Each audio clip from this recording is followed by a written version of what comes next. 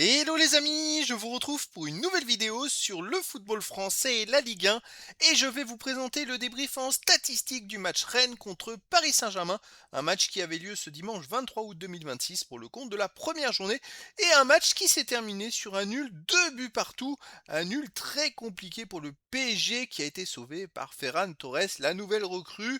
Et donc dans cette vidéo on va revenir sur les buts de cette rencontre mais surtout sur les statistiques des deux équipes pour comprendre un petit peu le déroulé du match et on terminera la vidéo par le classement de la Ligue 1 mise à jour et donc un nul 2-2 et c'est Rennes qui a ouvert le score dès la 9e minute par Zimanski. Ils ont ensuite doublé la mise à la 38e minute par Le Paul, le meilleur marqueur du dernier championnat de Ligue 1. Rennes menait donc 2-0 à la mi-temps. En deuxième mi-temps, Ferran Torres a réduit le score à la 71e minute avant d'égaliser à la 82e minute, mais le PSG n'a pas réussi à l'emporter. Alors les statistiques, et là ça va être intéressant, il y a eu 69,6% à 30,4% de possession de balle pour le PSG, 735 passes tentées à 321, 665 passes réussies à 249, 90,4% de passes réussies à 77,5%. Ça a été quand même une énorme domination des Parisiens. Alors d'autant plus qu'ils étaient menés 2-0 à la mi-temps, donc ils n'avaient pas le choix, il fallait jouer. 13 occasions à 7 pour le PSG, les XG, les buts attendus, 1,91 à 1,07 pour le PSG. Alors effectivement, quand on regarde les XG, le PSG aurait peut-être mérité de l'emporter 2 buts à 1. Rennes menant de 2 buts, c'est relatif. Comme Rennes menait de 2 buts, forcément en deuxième mi-temps, ils avaient moins le besoin d'aller chercher un troisième but. Et donc forcément, leurs XG sont restés bloqués à 1,07. Donc voilà, leur match aurait été plus serré où le PSG aurait mené 2-1. Peut-être que Rennes aurait eu plus de XG. Donc voilà, c'est quand même relatif. 19 tirs à 9 pour le PSG, 5 tirs cadrés seulement à 3 pour le PSG. Les Parisiens ont cadré très peu de tirs, c'est la difficulté qu'ils ont eu contre Rennes. 9 tirs contrés à 1 pour le PSG, pas de poteau.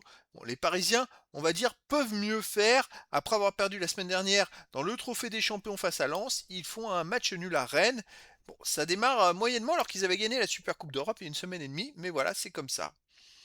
Les autres statistiques, 7 hors-jeu à 0 pour le PSG, 10 corners à 0 pour le PSG, 27 centres à 10 pour le PSG, 15 interceptions à 10 pour Rennes, 25 tacles à 16 pour Rennes, 48 duels gagnés à 44 pour Rennes. Bravo aux Rennais qui ont fait plus d'interceptions, plus de tacles, plus de duels gagnés, 3 arrêts à 0 pour Rennes, 7 fautes à 6 pour Rennes, 2 jaunes partout, pas de rouge.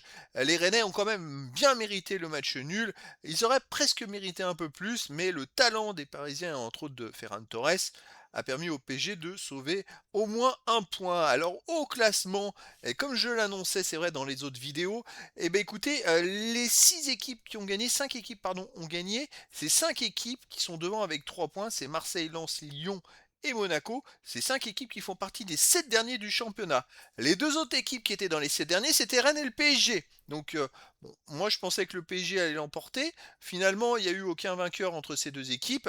Et donc forcément, eh ben, ces deux équipes qui étaient dans les 7 derniers, du premier du dernier championnat, n'ont pas pu rejoindre les 5 autres qui sont devant. Mais il n'y a pas trop de surprises. Deux équipes dans les 7 qui se neutralisent et les 5 autres qui étaient dans les 7 la saison passée ont gagné. Donc le championnat, les gros ont gagné. Les gros marquent ce début de championnat. Il va falloir voir dans les journées à venir. En tout cas, PSG et Rennes sont 8e et 9e avec un point, mais c'est le début. On va attendre quelques journées que ça se décante. Donc voilà, c'était donc le débrief en statistique du match Rennes contre PSG, un match qui s'est terminé sur un nul 2 buts partout. Voilà les amis, je vous dis à très bientôt pour une nouvelle vidéo.